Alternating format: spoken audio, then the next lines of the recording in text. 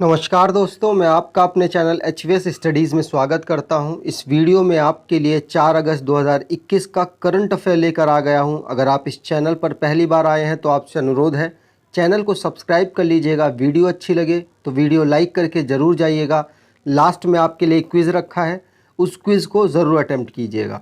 चलिए बात कर लेते हैं लास्ट डे के क्विज़ की। तो लास्ट डे का क्विज़ है, which state police launched pink protection project for women safety. तो आप सभी ने आंसर दिया था केरला, जो कि आंसर सही है।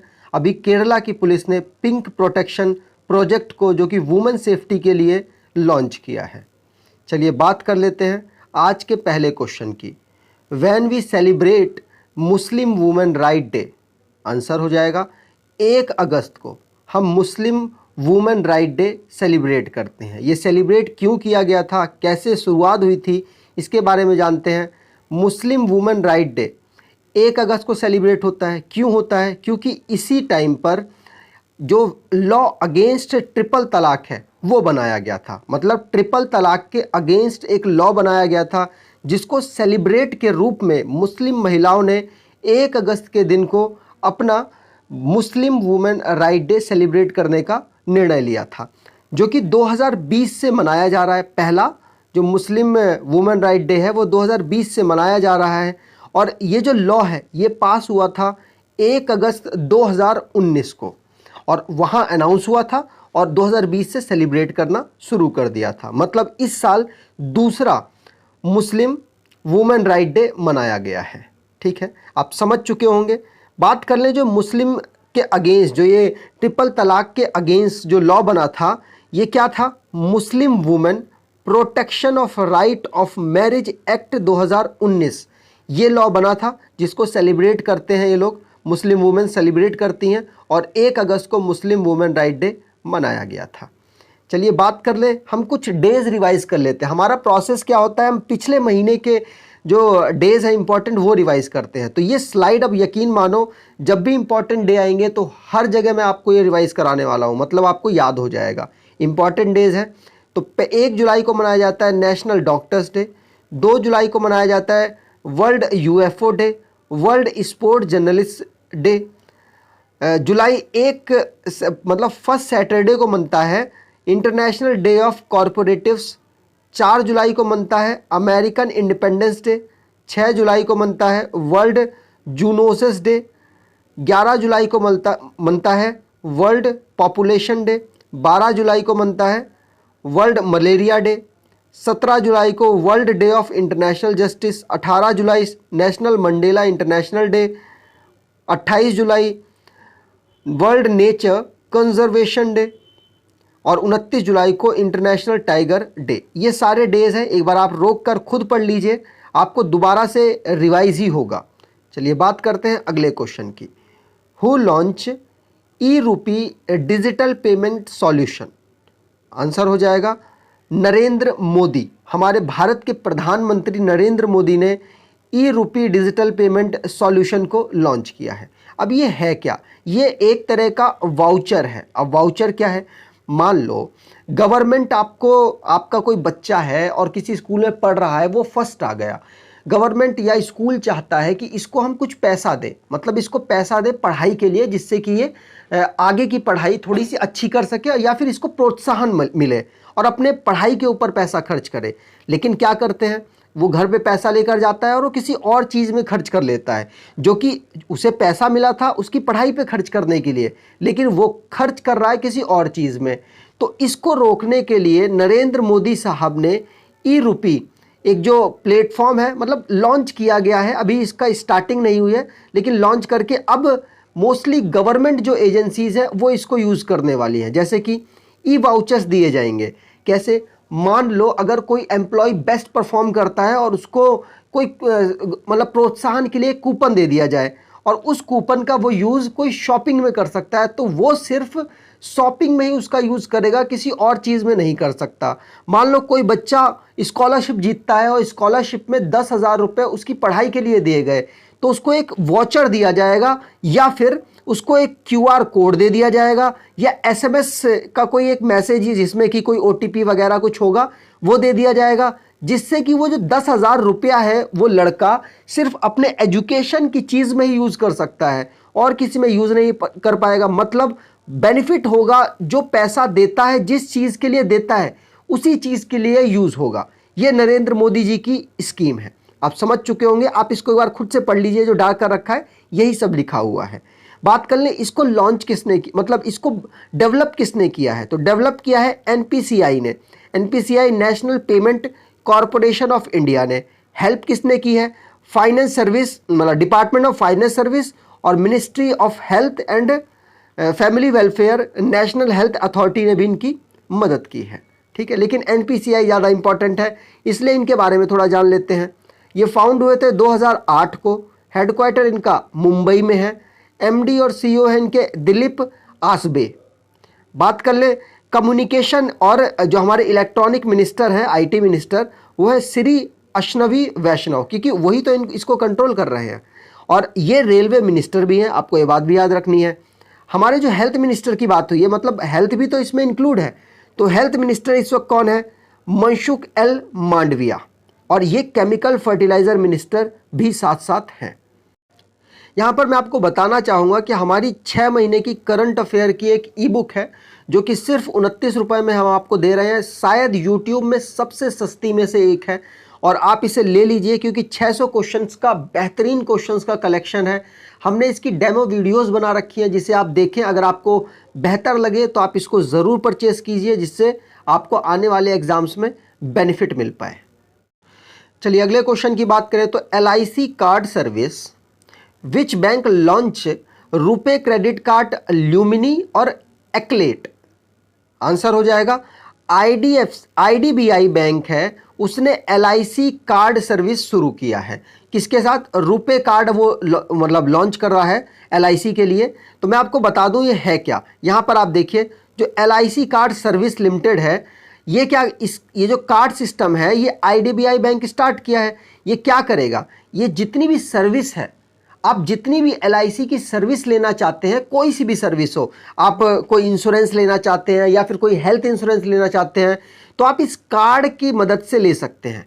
लेकिन अभी ये आम पब्लिक के लिए लॉन्च नहीं किया गया है। ये किसके लिए लॉन्च किया गया है, अभी जो इसके पॉलिसी होल्डर हैं, इसके जो एजेंट्स हैं और एम्प्लॉयज़ है, अभी एक तरह से कह सकते हैं ट्रायल पे चल रहा है। थोड़े दिनों बाद ये नॉर्मल लोगों के लिए, मतलब जो आम लोग हैं उनके लिए भी लॉन्च हो जाएगा। लेकिन अभी एक तरीके से इन पर ट्रायल किया जा रहा है कि ये फ़ायदा दे रही है कि नहीं दे रही है, और ये इसकी जो सब्सिडरी है उनके लिए भी ये कार्ड अभी लॉन्च कर दिया गया है। तो ये लोग अभी यूज़ करेंगे। अगर ये पॉजिटिव रिस्पॉन्स देते हैं तो ये नॉर्मल आदमियों के लिए भी IDBI बैंक के साथ बैंक की हेल्प से LIC कार्ड को लॉन्च कर दिया जाएगा। और ये है रुपे कार्ड, आपको ये बात भी याद रखनी है। IDBI बैंक की बात करें तो फाउंड इनको किया गया था 1 जुलाई 1964 को। हेडक्वार्टर इनका मुंबई में है, चेयरमैन इनके MR कुमार है और MD और CEO है राकेश शर्मा। चलिए बात करें अगले क्वेश्चन की, तो who reappointed as PM of Armenia. Answer हो जाएगा निकोल पासिनियान को दोबारा से PM इलेक्ट कर दिया गया है आर्मेनिया का।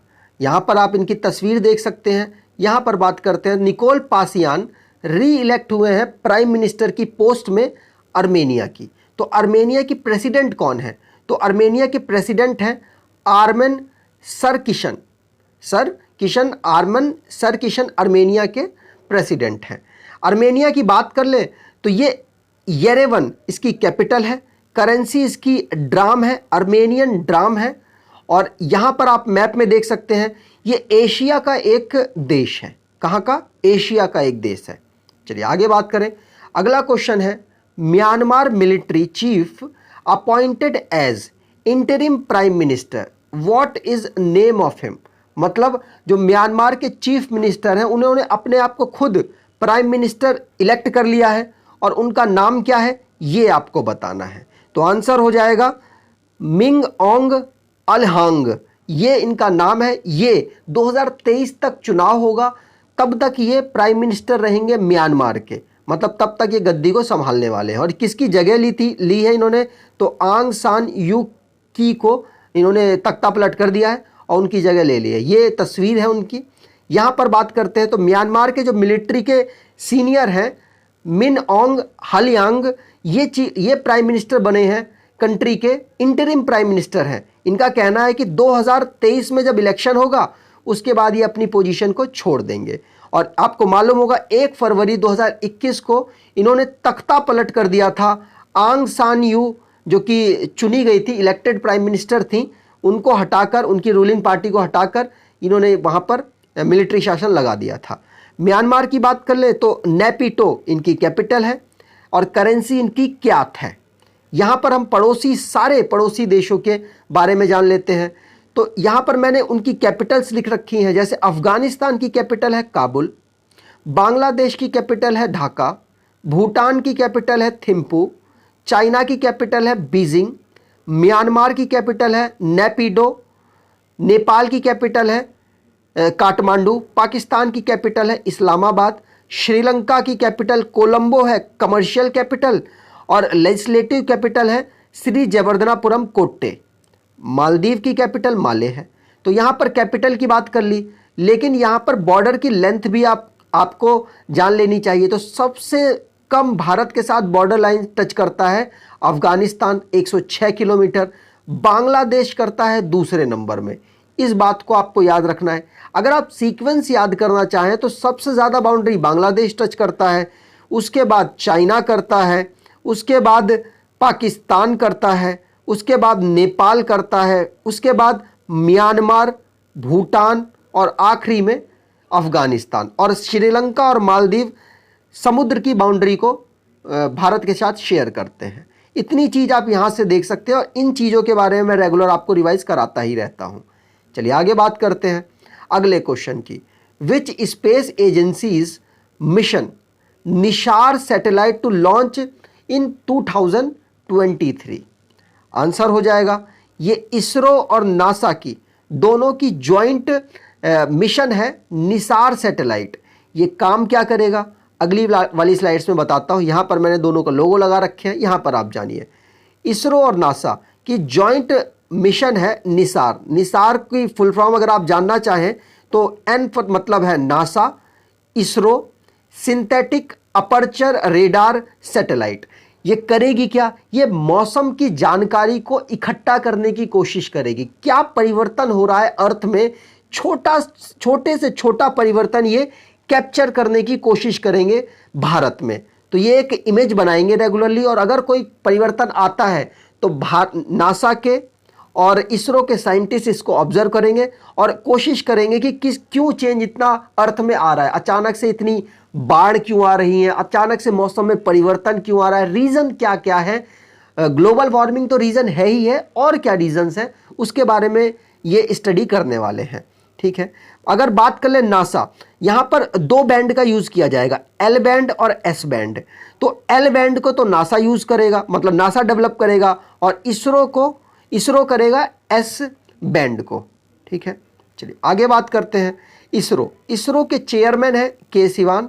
इसरो का हेडक्वार्टर है बंगलुरु, कर्नाटक की जो कैपिटल है। इसरो को बनाया गया था 15 अगस्त 1969 को।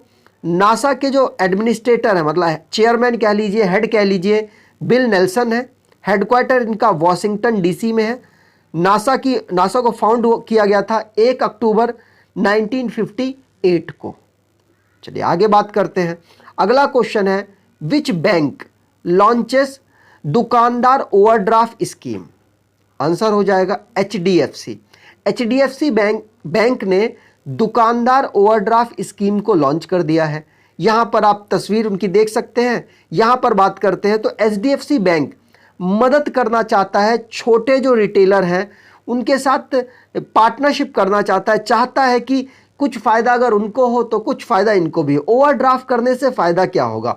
ओवरड्राफ्ट करने से फ़ायदा ये होगा कि छोटे जो दुकानदार हैं उनको आसानी से, मतलब पेमेंट देकर आसानी से उनको उनका माल मिल पाएगा, क्योंकि बड़े दुकानदार को तो कोई प्रॉब्लम नहीं है, लेकिन छोटे दुकानदारों को ओवरड्राफ्ट मतलब उनको पैसों की हमेशा कमी रहती है। तो वो अपने अकाउंट से या अपने क्रेडिट कार्ड से, या अगर उनका करंट अकाउंट है वहाँ से वो 50,000 से लेकर 10 लाख तक का सेटलमेंट कर सकते हैं अपनी किसी और पार्टी के साथ। आप सोच रहे होंगे अच्छा मैं करंट का खुलवा लूँ, मैं क्यों ना कर लूँ। देखो, आप अगर इनिशियल कंडीशन में हो, आपकी बैकग्राउंड अगर बैंक को नहीं पता चल रहा है तो वो आपको ओवरड्राफ्ट की फैसिलिटी नहीं देगा। अगर आपका जो पास्ट का रिकॉर्ड है वो बेहतर है, आपने कभी भी किसी का पैसा रोका नहीं है, आपके अकाउंट में ज़्यादा जो आपके चेक बाउंस नहीं किए हैं आपने किसी और के, तो आप उनके बेहतर कस्टमर रहेंगे और आपको ये सर्विस वो प्रोवाइड करेंगे। मेनली इनका फोकस है कि छोटे जो रिटेलर्स हैं उनकी मदद की जाए और उनको कभी भी पैसों की वजह से उनके सामान की डिलीवरी रुके ना, ये उनका मेन पर्पस है। और अगर आप टाइम ज़्यादा ले जाते हैं ये जो अगर आप ओवरड्राफ्टिंग कर लेते हैं उसके बाद आप बैंक को सेटलमेंट नहीं कर पाते, मतलब बैंक को वापस पैसा नहीं कर पाते हैं, तो बैंक छोटा मोटा ब्याज लगा देगा और आपसे वो सेटलमेंट कर लेगा। बात कर ले एचडीएफसी की, तो मुंबई इसका हेडक्वार्टर है एचडीएफसी का। एमडी और सीईओ है इनके शशिधर जगदीशन। टैगलाइन है इनकी वी अंडरस्टैंड योर वर्ल्ड। चलिए आगे बात करते हैं। अगले question, which city becomes first Indian city to vaccinate 100% against covid? तो आंसर हो जाएगा भुवनेश्वर। भुवनेश्वर वो सिटी है जहां पर 100% वैक्सीन कोविड-19 की लगा दी गई है। 18 से जो ऊपर साल के लोगों को लगाई जा रही है वैक्सीन, उसमें इन्होंने 100% अचीवमेंट कर ली है। तो यहां पर वही चीज बता रखी है, भुवनेश्वर पहली भारत की सिटी बन गया है जिसने 100% कोविड-19 वैक्सीनेशन कर लिया है। यहां पर बात करें चीफ मिनिस्टर, ये क्योंकि उड़ीसा की कैपिटल है भुवनेश्वर, तो उड़ीसा के चीफ मिनिस्टर हैं नवीन पटनायक, गवर्नर हैं गणेशी लाल। चलिए अगला क्वेश्चन है, who wins men's 100 metre gold at Tokyo Olympic 2020? Answer हो जाएगा Marcel Jacobs. Marcel Jacobs 100 metre की जो रेस हुई है टोक्यो ओलंपिक में मेंस की, उसमें गोल्ड जीत चुके हैं। यहां पर बात करते हैं इटली के मार्सेल जैकब्स इस साल 100 मीटर की रेस में गोल्ड जीते हैं, लेकिन इससे पहले उसान बोल्ट, आपने नाम सुना होगा, इन्होंने लगातार गोल्ड पर इस वाली रेस में कब्जा कर रखा था, लेकिन अब इस साल इन्होंने रिटायरमेंट की घोषणा कर दी है। और जो बोल्ट थे, उसान बोल्ट थे, वो जमैका के प्लेयर थे, और जो इस साल जो जीते हैं गोल्ड इसमें वो मार्सेल जैकब हैं जो कि इटली के प्लेयर हैं। बात करें वुमेन कैटेगरी क्यों इंपॉर्टेंट है। वुमेन कैटेगरी इसलिए इंपॉर्टेंट है क्योंकि थॉमसन हेरा ने वुमेन में 100 मीटर की जो रेस हुई है उसमें गोल्ड तो जीत ही लिया है, और साथ साथ इन्होंने वर्ल्ड रिकॉर्ड भी बना दिया है 10.61 सेकंड का। और बता दूं जो रिकॉर्ड था पहले वो 10.64 मतलब 74 सेकंड का था, लेकिन इस बार 10.61 सेकंड में इन्होंने ये रेस को ख़त्म कर दिया, और ये अपने में एक वर्ल्ड रिकॉर्ड है, इसलिए आपको इनका नाम याद रखना है। ये भी जमैका की प्लेयर हैं, और उसान बोल्ट जो रिटायर कर गए हैं वो भी जमैका के प्लेयर थे, और इनका नाम आपको याद रखना है थॉमसन हेरा है। और ये 100 मीटर की रेस में वुमेन कैटेगरी में इन्होंने वर्ल्ड रिकॉर्ड बनाया है, और मार्सेल जैकब 100 मीटर में गोल्ड जीते हैं। दोनों पॉइंट इंपॉर्टेंट हैं। चलिए आगे बात करते हैं। अगला क्वेश्चन है, मतलब अगले क्वेश्चन की आज के क्विज की बात कर लें तो आज का क्विज है, who wins Lokmanya Tilak national award 2021? आपको चारों ऑप्शन में से आंसर बताना है।